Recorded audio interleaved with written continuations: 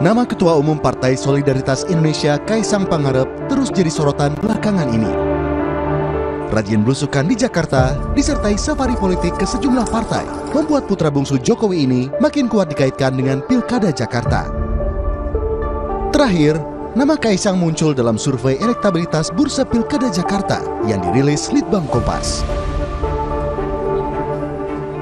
Berdasarkan hasil survei Litbang Kompas periode 15 sampai 20 Juni 2024, nama Kaisang berada di urutan 7 dengan 1% suara responden.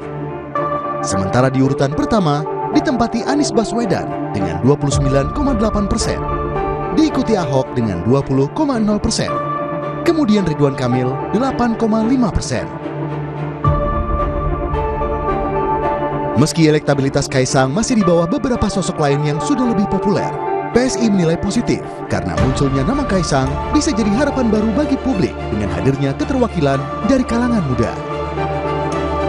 Hal ini berkaca pada pemilu 2024 lalu, di mana nama Gibran Rakabuming Raka yang sebelumnya tidak diperhitungkan akhirnya muncul sebagai pemenang Pilpres.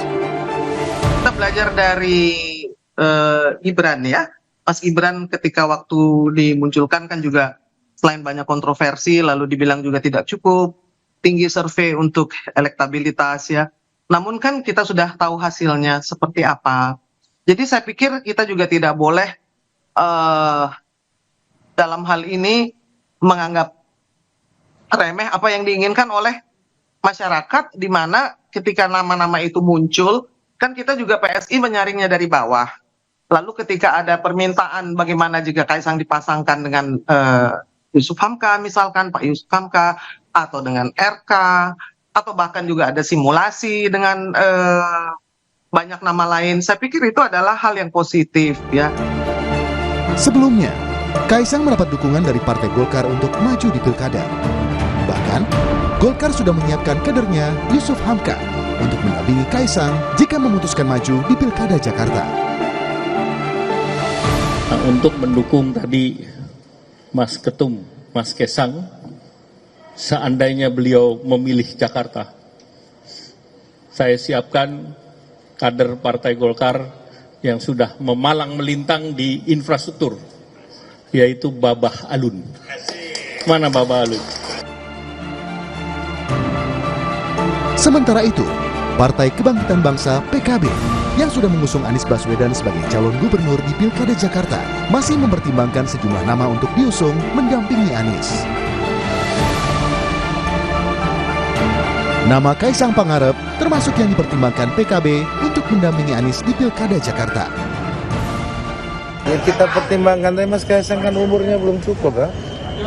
Belum cukup. Kan sudah ada PKPU. Tapi sudah ada PKPU berdasarkan fatwa MA, keputusan MA itu sudah diatur di PKPU. Artinya Tadi ada juga yang uji materi di MK. Tunggu dulu semuanya. Tapi pada prinsipnya PKB tentu akan mempertimbangkan. Pengamat politik Adi Prayitno dalam program Kompas Petang menilai posisi Kaisang sebagai anak presiden jadi variabel penting. Kenapa sejumlah partai, terutama partai di Koalisi Indonesia Maju, mendorong Kaisang maju di Pilkada Jakarta meski elektabilitasnya relatif rendah? Ya, saya kira dua hal. Pertama, munculnya nama Kaisang ini kan tentu tidak terlepas dari posisinya sebagai Ketua Umum PSI yang belakangan begitu agresif melakukan safari politik ke sejumlah partai. Tapi yang kedua, variabel pentingnya adalah karena tentu posisinya sebagai anak presiden. Jadi variabel ini yang sebenarnya mempertebal kenapa partai-partai di KIM itu 1-2 partai perlahan sudah menyebut Kaisang sebagai sosok yang dinilai cukup potensial untuk maju dalam Pilgub di Jakarta. Selain Kaisang Pangarep, ada nama mantan Gubernur Jawa Barat Ridwan Kamil yang selama ini disebut-sebut akan didorong Koalisi Indonesia Maju untuk diusung di Pilkada Jakarta. Namun, pengusungan dua nama ini berdampak pada kesolidan internal Koalisi Indonesia Maju. Tak hanya di Jakarta, koalisi pengusung Prabowo Subianto dan Gibran Rakabuming di Pilpres 2024 belum satu suara terkait pasangan calon yang akan diusung di sejumlah daerah. Apakah Koalisi Indonesia Maju pada akhirnya nanti akan mengusung Kaisang Pangarep maju di Pilkada Jakarta? Kita bahas sore hari ini di Rumah Pilkada bersama dengan analis politik Universitas Paramadina ada Ahmad Khairul Umam. Mas Umam, selamat sore. Hasil survei terbaru dari Litbang Kompas kan elektabilitas Kaisang Pangarep cuma 1%. Menurut Anda, elektabilitas yang cuma 1% ini untuk seorang Kaisang Pangarep bisa jadi modal nggak sih untuk maju di Pilkada Jakarta? Ya, Mbak Maido, sebagai modal tentu bisa dipertimbangkan. Terlebih kalau misal kemudian Kaisang sebagai Ketua Umum PSI dan PSI sendiri memiliki sekitar 7 atau 8 kursi ya di Jakarta. Maka sebagai baseline bekal awal tentu bisa dipertimbangkan.